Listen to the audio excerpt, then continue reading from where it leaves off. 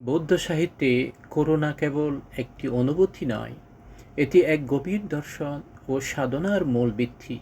পালি ভাষার করুণা অর্থ হল অন্যের দুঃখ দূর করার ঐকান্তিক ইচ্ছা ও সক্রিয় প্রচেষ্টা।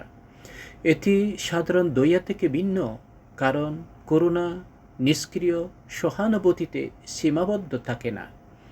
বুদ্ধের শিক্ষায় করুণা হল চারটি: ব্রহ্মবিহার বা মহৎ গুণের অন্যতম, মৈত্রী অর্থাৎ সকলের মঙ্গল কামনা, মুদিতা অর্থাৎ অন্যের সুখে সুখী হওয়া, এবং উপেক্ষা অর্থাৎ লাভ ক্ষতিতে অবিচল থাকা। এর সাথে করুণার অঙ্গাঙ্গিভাবে জড়িত। বোধিসত্ত্বের আদর্শ হল করুণার সর্বোচ্চ রূপ।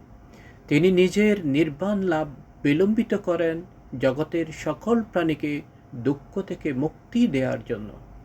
সুতরাং বৌদ্ধ ধর্মে করুণা হল আত্মকেন্দ্রিকতা ত্যাগ করে সমস্ত জীবজগতে মুক্তির জন্য কাজ করার এক পবিত্র শালিকা শক্তি।